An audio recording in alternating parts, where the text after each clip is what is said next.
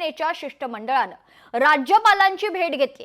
कलंकित नेत्यांचे राजीनामे घेण्याची मागणी देखील करण्यात आलेली आहे। तर परबांनी राज्यपालांकडे योगेश कदमांचे पुरावे देखील दिल्याची माहिती आहे। राज्यपाल CP राधाकृष्णन यांच्याकडे पुरावे आता देण्यात आलेले आहेत। आमदार अनिल परब यांनी राज्यपाल यांच्याकडे राज्यमंत्री योगेश कदम यांच्याबाबतचे महत्त्वाचे पुरावे खरतर सुपूर्द केलेले आहेत। योगेश कदम यांच्या मातोश्रीच्या नावानं डान्स बार असल्याचा आरोप अनिल परब यांनी केला होता आणि याचेच पुरावे अनिल परब यांनी राज्यपालांना दिलेले आहेत। तसेच अनिल परब लवकरच राज्याचे मुख्यमंत्री देवेंद्र फडणवीस यांनाही भेटून हे पुरावे देणार असल्याची माहिती आहे।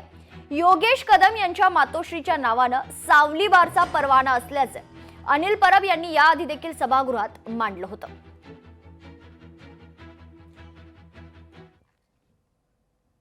मुद्दा की जर राज्याच्या गृहमंत्र्याच्याच नावे डान्स बार असेल आणि तो आईच्या नावे डान्स बार चालवला जातोय, ज्या डान्स बारवर आतापर्यंत तब्बल 3 वेळा रेड पडलेली आहे, तर असा डान्स बार ज्याच्या नावे आहे तो माणूस गृहमंत्री पदावर कसं करणार नाहीये।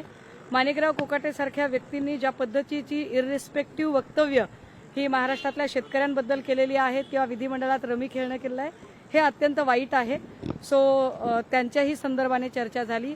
हॉटेल विट्स आणि करोडो रुपयाची कॅशबॅकचा व्हिडिओ आणि सातत्याने अत्यंत उर्मटपणाची विधानं, बेशिस्त असं वागणं असणारे मंत्री संजय शिरसाट यांचा पायउतार होणं गरजेचं आहे, याही संदर्भाने चर्चा झाली।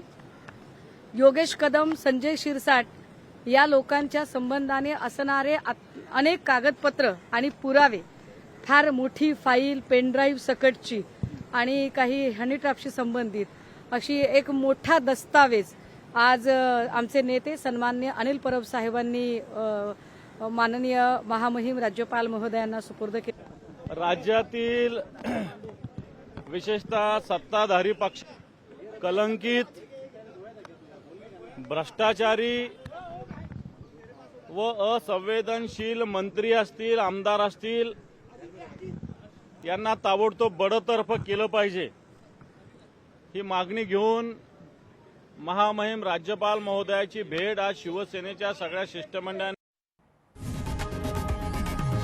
लोकशाही मराठी ऐका, पहा, जागरूक रहा।